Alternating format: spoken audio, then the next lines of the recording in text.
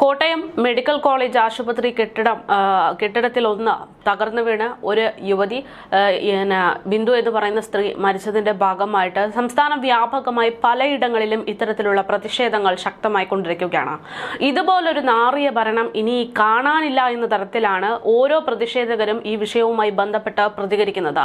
ഭരിക്കാൻ അറിയില്ല എങ്കിൽ രാജിവെച്ച് പുറത്തു പോകൂ, അത് അറിയാവുന്നവരുടെ കയ്യിലേക്ക് ഭരണം കൈമാറൂ എന്നൊക്കെയുള്ള ആവശ്യങ്ങൾ ഉന്നയിക്കുന്നത് യഥാർത്ഥത്തിൽ ജനങ്ങളുടെ അവകാശം തന്നെയാണ്. കാരണം 2 തവണ അധികാരത്തിലേറിയിട്ടുള്ള ഇടത് സർക്കാരാണെന്ന് കേരളം ഭരിക്കുന്നത്.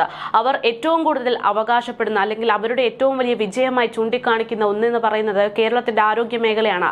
പല തിരഞ്ഞെടുപ്പുകളിലും കെ ശൈലജയുടെ പേരടക്കം ഉന്നയിച്ചുകൊണ്ടാണ് വോട്ട് പിടിക്കാൻ പോലും എടുത്ത നേതാക്കന്മാർ രംഗത്തേക്ക് വരുന്നത് എന്നുള്ളതാണ്. പക്ഷേ ഇന്നിപ്പോൾ ഇതേ ആരോഗ്യ മേഖലയാണ് താറുമാറായി കിടക്കുന്നത് എന്ന് നമ്മൾ കണ്ടുകൊണ്ടിരിക്കുന്നത്.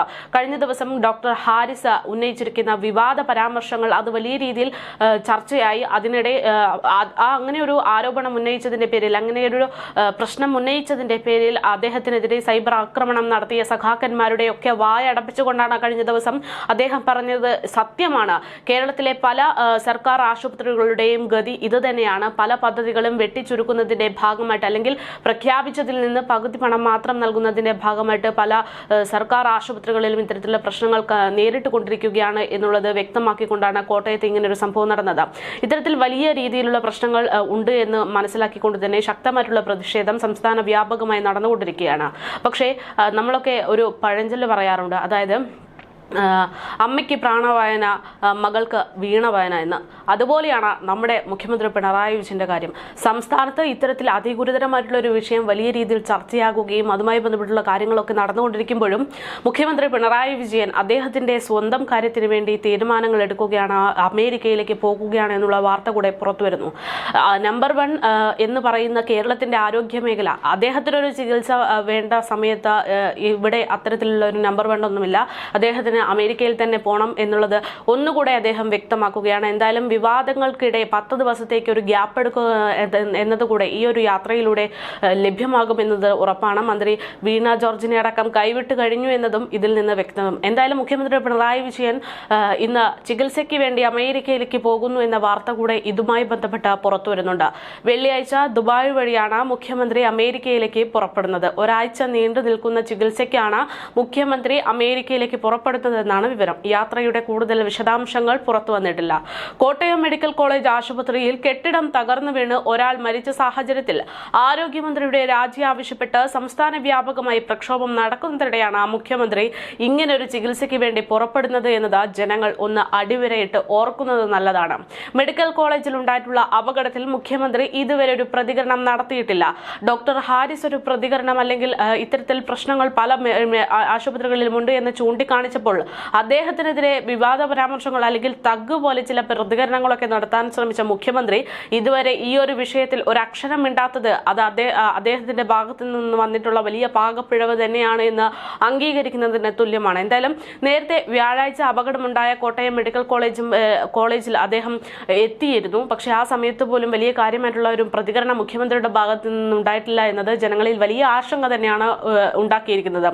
എന്തായാലും മുഖ്യമന്ത്രി ഇപ്പോൾ അമേരിക്കയിലേക്ക് പോകുന്നു എന്ന തരത്തിലുള്ള വാർത്തകൾ പുറത്തു വരുന്നു. അതേസമയത്ത് മറുവശത്ത് ഇവിടെ ഇപ്പോൾ കേരളത്തിൽ വലിയ പ്രശ്നങ്ങൾ ഉണ്ടായിക്കൊണ്ടിരിക്കുകയാണ്. പലയിടങ്ങളിലും പലതരത്തിലുള്ള പ്രതിഷേധങ്ങളാണ് അരങ്ങേറുന്നത്. കോട്ടയത്ത് മെഡിക്കൽ കോളേജിനകത്തേക്കടക്കം BJP പ്രവർത്തകർ സമരവുമായി എത്തിയെന്നാണ് പുറത്തുവന്ന റിപ്പോർട്ട്. അതേസമയം മറുവശത്ത് പ്രതിപക്ഷ പാർട്ടികളും എല്ലാ വിഭാഗം പാർട്ടികളും എല്ലാ നേതാക്കന്മാരും രംഗത്ത് തന്നെയുണ്ട്. എല്ലാവരുടെയും ആവശ്യം എന്ന് പറയുന്നത് ഇതിനൊരു പരിഹാരം അല്ലെങ്കിൽ കൃത്യമായ പ്രതികരണം നൽകുക എന്നതാണ്. ഇനി അഥവാ ഭരിക്കാൻ കൽപ്പില്ല ഇഷ്ടമില്ലാത്തവരാണ് എങ്കിൽ ഇറങ്ങിപ്പോയിക്കോളൂ, ഭരണത്തിൽ നിന്ന് ഇറങ്ങിപ്പോയിക്കോളൂ എന്നൊക്കെ പറഞ്ഞുകൊണ്ട് പല വിധത്തിലുള്ള പ്രതിഷേധങ്ങളാണ് അരങ്ങേറുന്നത്. ഇന്ന് RFI വലിയ രീതിയിലുള്ള പ്രതിഷേധങ്ങൾ സംഘടിപ്പിച്ചു.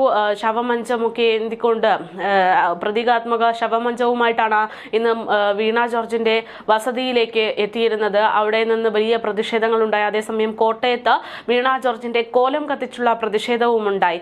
എന്തായാലും വലിയ രീതിയിലുള്ള ഒരു ആശങ്ക തന്നെയാണ് കേരളത്തിൽ ഇപ്പോൾ ഉണ്ടായിക്കൊണ്ടിരിക്കുന്നത്.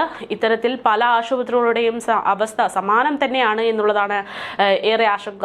കേരളത്തിൽ എന്തായാലും നിപ്പ കൂടെ സ്ഥിരീകരിച്ചിരിക്കുന്ന ഒരു സാഹചര്യത്തിൽ ഇത്തരത്തിലുള്ള അപാകതകൾ ആരോഗ്യ മേഖലയിൽ ഉണ്ട് എന്ന് പറയുമ്പോൾ അത് ജനങ്ങളുടെ ആരോഗ്യ സുരക്ഷയെ തന്നെ ചോദ്യം ചെയ്യുന്ന വലിയൊരു വിഷയം തന്നെയാണ്. മന്ത്രി വീണ ജോർജിന് ഈ ഒരു വിഷയത്തിൽ കൃത്യമായ മറുപടി പറയുന്നതിനേക്കാൾ അവർക്കൊരു ദേഹാസ്വാസ്ഥ്യം വരുന്നു, അവരെ ആശുപത്രിയിലേക്ക് കൊണ്ടുപോകുന്നു എന്നൊക്കെയാണ് നമ്മൾ കണ്ടത്. പക്ഷേ ഇപ്പോൾ അതിന് ഒരു മറുപടിക്ക് വേണ്ടിയുള്ള കാത്തിരിപ്പ് തന്നെയാണ് എന്തായാലും.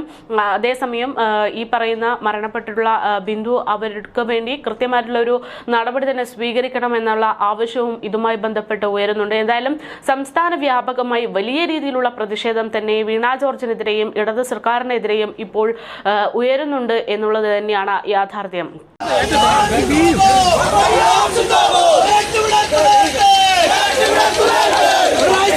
Right,